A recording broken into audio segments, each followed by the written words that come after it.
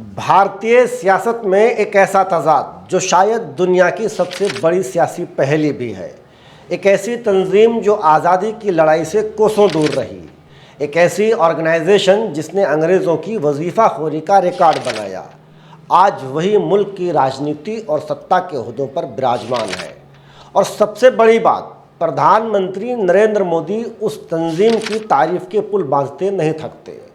सवाल ये है कि आखिर ऐसा कौन सा कारनामा आरएसएस ने अंजाम दिया जिसकी बुनियाद पर पीएम मोदी उसे जंग आज़ादी का हीरो बनाने पर आमादा हैं। क्या वाकई आरएसएस भारत की आज़ादी में शरीक था या फिर तारीख को तोड़ मरोड़ कर पेश किया जा रहा है। गांधी के कातिलों का असली चेहरा और इतिहास के इस विरोधाभास का पर्दा चाक करने वाली इस वीडियो को पूरी देखिए। चैनल को सब्सक्राइब, फेसबुक पेज को फॉलो कर लें। हमारे डिजिटल मीडिया हाउस प्रोजेक्ट को सपोर्ट कीजिए, लिंक डिस्क्रिप्शन में है। जब गांधी जी नमक सत्याग्रह में गिरफ्तार हुए, जब नेहरू को जेल में डाला गया, जब सुभाष चंद्र बोस अपने नारे तुम मुझे खून दो मैं तुम्हें आज़ादी दूंगा के साथ खड़े थे, उस वक्त आरएसएस कहाँ था? इतिहास कहता है कहीं नहीं। आरएसएस ने आज़ादी के किसी भी तहरीक में शिरकत नहीं की, न 1930 में न 1942 में। तो फिर मोदी जी इस तंजीम को हीरो क्यों बना रहे हैं? क्या मोदी जी और उनकी पार्टी आरएसएस की मेहरबानियों से ही सत्ता में बने हुए हैं, जिसका कर्ज उतारने के लिए आरएसएस को जंग आज़ादी का हीरो बनाया जा रहा है? जब पूरा मुल्क गुलामी की जंजीरों को तोड़ने के लिए अपना खून बहा रहा था, तब आरएसएस खामोश क्यों था? क्या आरएसएस ने अंग्रेज़ों से ताउन इसलिए किया ताकि कांग्रेस की क़यादत वाली तहरीक को कमज़ोर किया जा सके? नरेंद्र मोदी ने खुद कहा कि आरएसएस राष्ट्रभक्ति का असल मरकज़ है। सवाल यह है कि अगर ये सच है तो फिर आज़ादी की लड़ाई में आरएसएस का नाम क्यों नहीं मिलता? आखिर मोदी जी किस तारीख को पढ़ रहे हैं या किस तारीख को पढ़वाना चाह रहे हैं? ये सिर्फ तारीख को दोबारा लिखने की कोशिश नहीं, बल्कि आज़ादी के असल शहीदों की कुर्बानियों पर एक गहरा सवालिया निशान भी है और उन शहीदों का अपमान भी। AIMIM के सदर असदुद्दीन ओवैसी ने वज़ीर आज़म मोदी से सीधा सवाल किया कि अगर आरएसएस ने जंग आज़ादी में हिस्सा लिया तो एक भी सबूत दिखाइए, एक भी जलसा, एक भी एहतजाज, एक भी गिरफ्तारी आरएसएस की हो तो बताइए। ओवैसी कहते हैं कि आरएसएस ने अंग्रेज़ों से वफादारी निभाई, आज़ादी के शहीदों का साथ नहीं दिया। क्या पीएम मोदी ओवैसी के इन सवालों का जवाब दे पाएंगे या फिर ये सवालात भी हमेशा की तरह बगैर जवाब के रह जाएंगे? आज़ादी की लड़ाई में सिरे से गायब, फिर भी सत्ता पर मुकम्मल कब्जा, ये कैसा जादू है? इस सवाल का जवाब छुपा है आरएसएस के ताकतवर नेटवर्क में।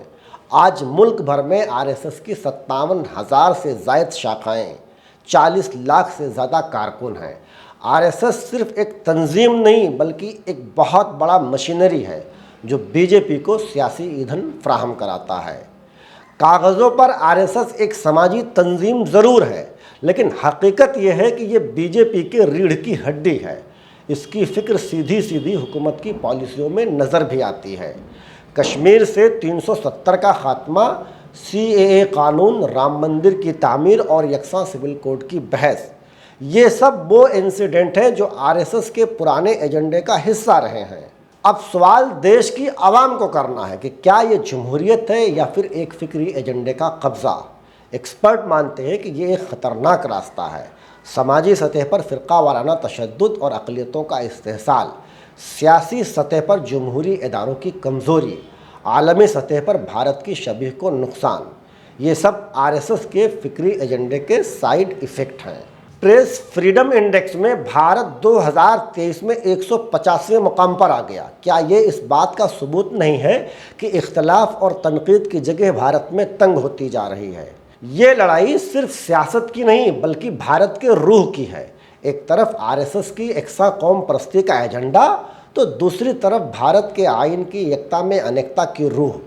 सवाल यह है कि भारत किस रास्ते पर जाएगा?